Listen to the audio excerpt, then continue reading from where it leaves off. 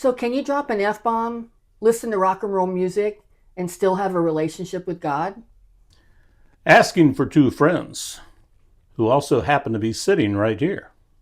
Well, this is Jim, former church board member, reluctant Catholic and Methodist escapee, Yeah. and spiritual rebel with a toolkit.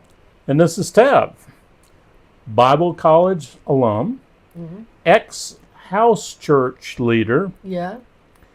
and the only person I know who once told off God in a Target parking lot. I did. And together, we're Unretired AF.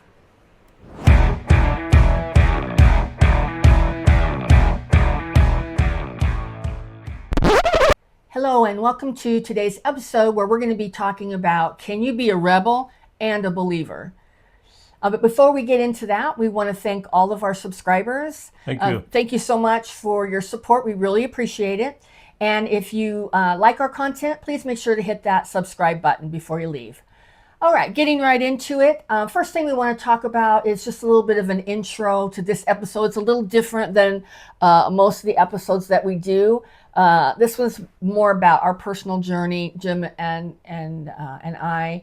And we just want to show you, for us, our journeys haven't been linear. They've been not like this. They've been like this, right. And they're messy. Very much so. Yes, and spiritual things, at least for us, has been messy, complicated, painful. But we found our way back to God, which we're both really grateful for. Absolutely. God never gave up on us, and we want to share what that looked like for us. Yeah, so this is not about preaching. No. This is it's just about being honest. It's about finding your faith after you've been hurt, and trying to make sure that you've allowed God to come back into your life. And for me personally, it was tough. It was tough at times. I still don't. I don't understand a lot of things of why God allows things to happen, but they do, and we deal with it. So we're not going to preach to you. We're not going to tell you. This is just about what we've experienced. Right.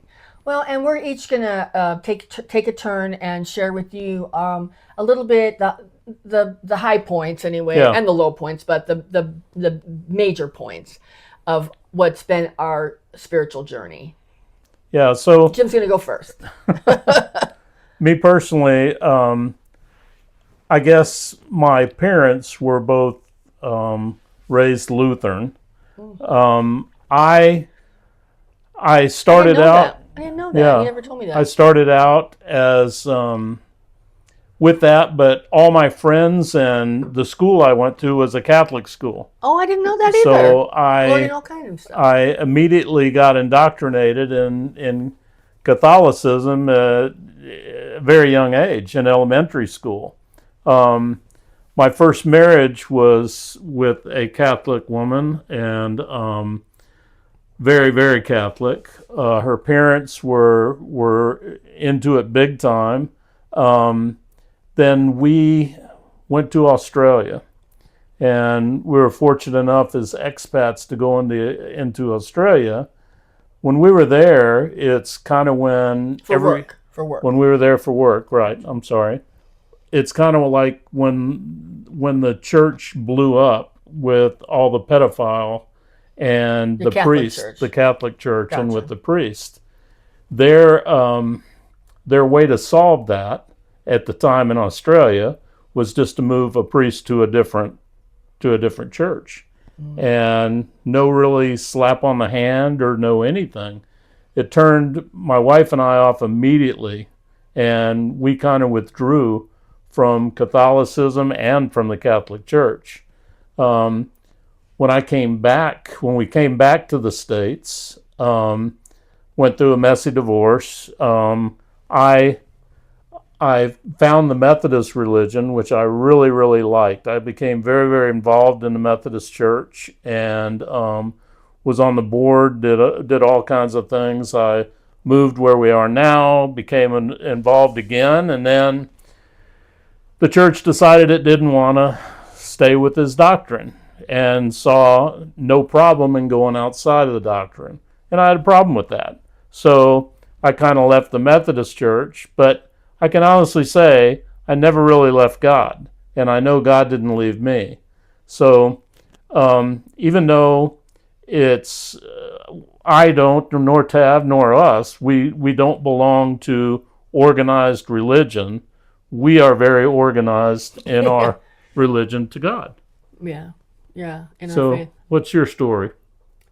Well, I mean, I was just your basic heathen. Honestly, I mean, I wasn't raised with any religion at all.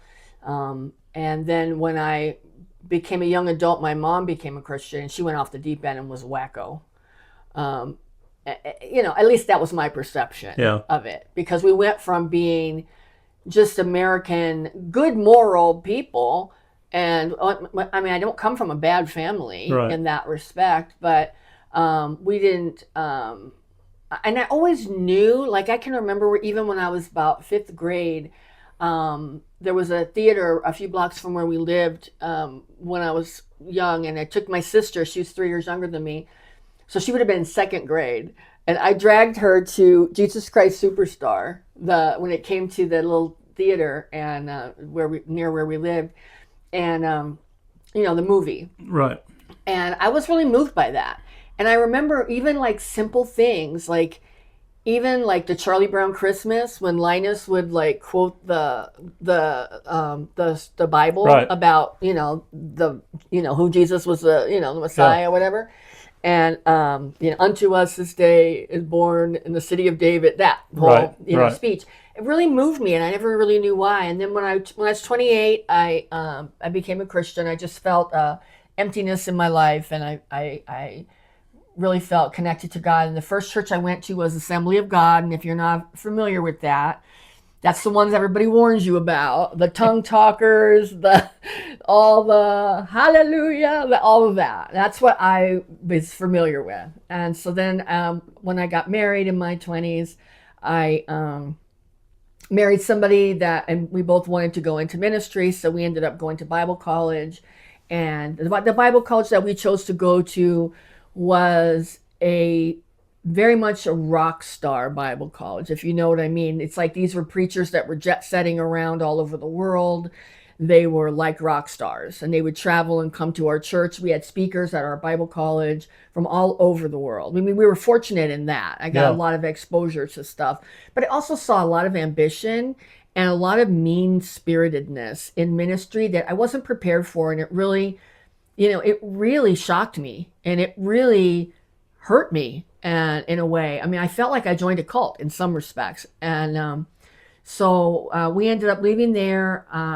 Then all of a sudden, at that time, there was a gentleman named Gene Edwards, and he's a writer, a very prolific writer. He wrote a book that I read called The Divine Romance. I actually see it on my bookshelf right there.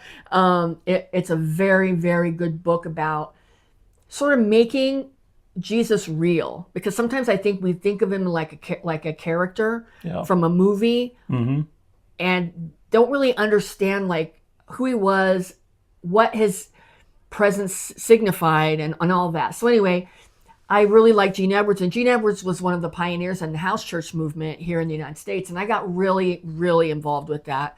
And so my husband at the time and I opened up our home, and we put together a house church, and it was a pretty active one. We had people visiting us from all over the place, and we got really involved in that. But then, just like everything else, we discovered that wherever there are humans, there's problems. And there's no perfect church, there's no perfect setup, there's no perfect anything. And so we ended up stopped doing that because it was exhausting, and all the same problems that we found in organized religion, we found there too. And so anyway, I kind of just did my own thing. And then really what happened for me was my mom was diagnosed with lung cancer. And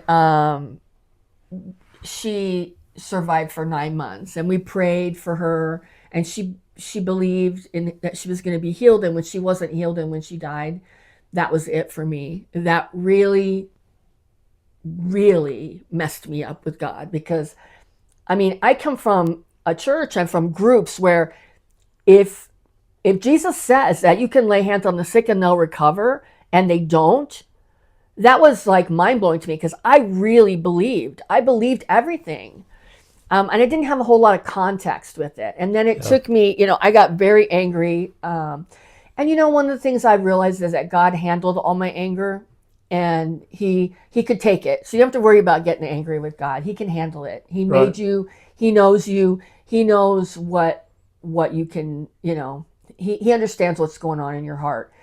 And then it took, a few years. It took, I ended up getting a divorce from my first husband. When my mom died, it just wrecked my world in so many ways. It made me also realize some things were working, and I feel like, I was in a very incompatible marriage, and I was staying in it because, I didn't want to disappoint God. But, I just felt like I didn't. That wasn't the best life for me. Right. So I went through a divorce with that, and then I met Jim. And at that time, you were involved in Methodist church at that time, but I wouldn't go with you, and you never pushed me. No.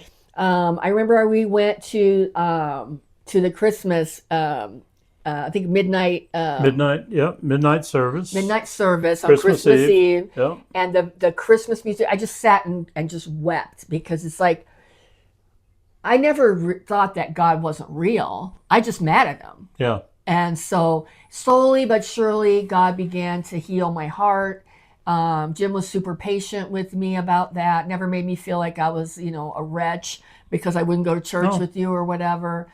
And then I felt like I finally got some understanding about what happened with my mom. And for me, I'm not saying this is for everybody. You got to figure it out yourself if you're going through something similar. But for me, what I felt like was that God showed me that my mom wanted to go. She went through a lot of suffering with her cancer, it was painful, and she wanted to go. And so I think she was praying to go, and I was praying for her to stay.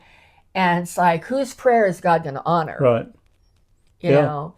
And so once I got some understanding about that, the anger sort of melted away, and I had a soft spot in my heart again for God, and I understood what had happened. Yeah. And I know for you and I, that just our relationship with God, even though it might be a little bit untraditional, it's still very relevant part of our life. So I guess the next section is finding God without a building.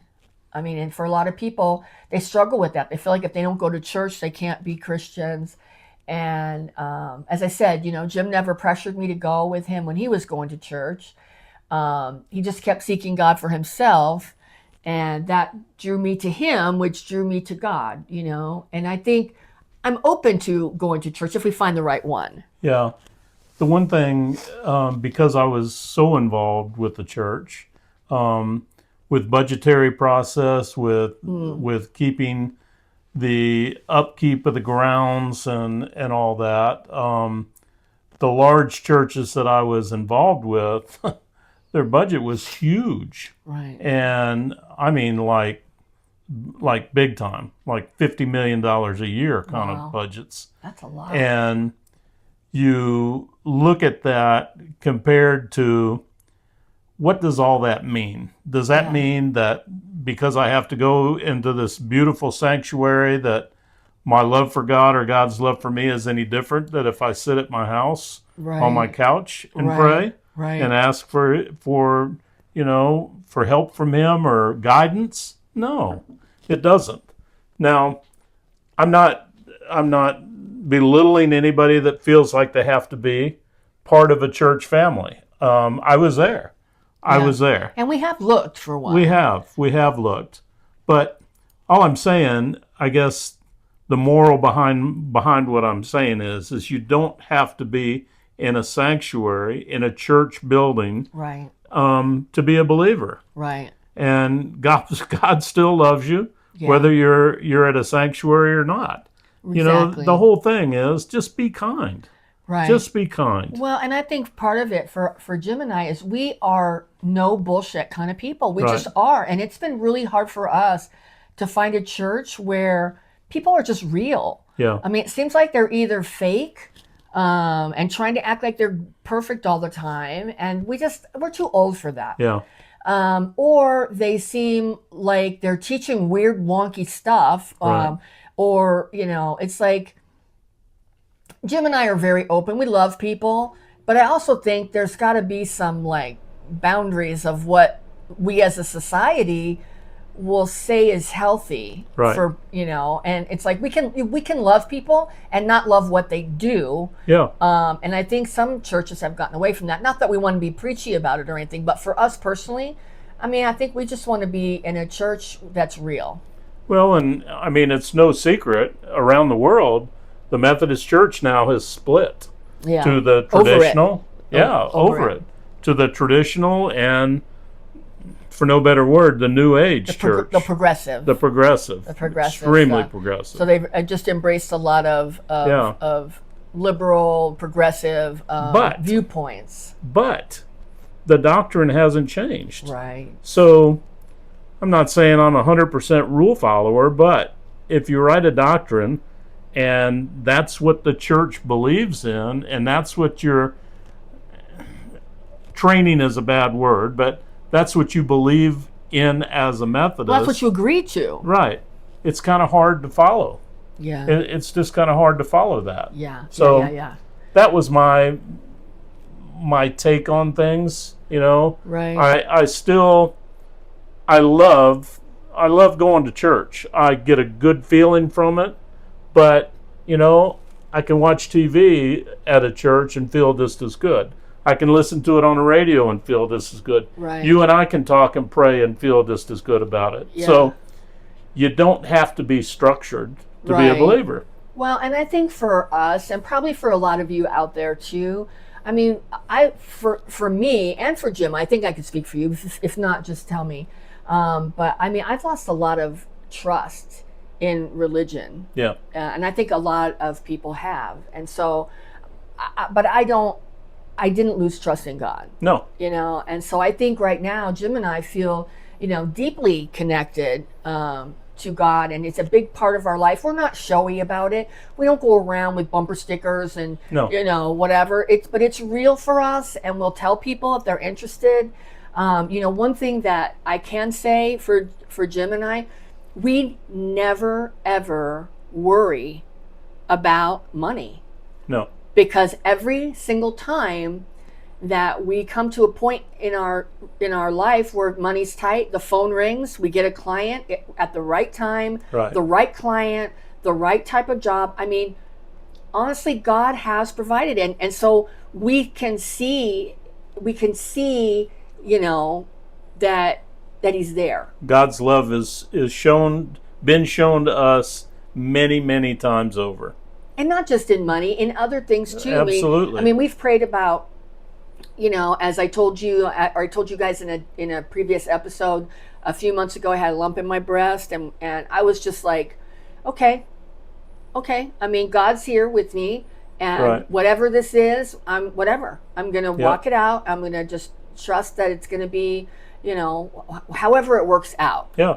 And it ended up being something that was ended up being a cyst, and it wasn't serious, but it made me think about it. It made both of us think about it. Absolutely. Like walking it out. And, absolutely. And we both felt faith in that it would be okay. That however it went, that it would be okay. Right. And we've gone through a lot of situations. I mean, you've gone through stuff with your leg. We have. I mean, you've gone through things with your health. Yeah. I mean, we've gone through a lot of things, financial, health-wise, just family members we've prayed for. Even clients. I think I've prayed with a couple, one or two, not a lot, but one or two. You don't want to push that on people, but you sometimes you just have a connection with the client. But anyway, well, I guess the takeaway from this episode is that you don't have to fix yourself and be perfect to come back to God. It's not like, I mean, there's a lot of times in our life we say, I'll do that if. Right. Like you and I have done that with our weight. Like Yeah. once we lose weight, we'll do this. God's not one of those kind of things. No. You don't, and besides, you can't fix yourself. You have to let God work through you, Right. and He will help you. And you're not too flawed. No. Ever. No. Ever. And it's never too late. Well, just be yourself, because God already knows everything about you, the good things, the bad things, and everything in between. Just talk to him. That's where it started with us. Yep. And you talk, he'll listen. Yep. That's exactly I right. promise, and you'll feel good about it. Yep. So if you have any comments about you speaking to God, if God has ever answered you, if you want to share something that you are looking for answers for, we're not preachers, we're not anything but people, but everybody'd like to read your comments, and maybe we can help you as people have helped us. Yep. Yep. And if you enjoy our content, please consider hitting that subscribe button. We post new content every Monday through Friday, and we would love to have you join the Rebel Revolution with us. Absolutely. Well, we're not slowing down. And neither should you. And together, we're Unretired AF.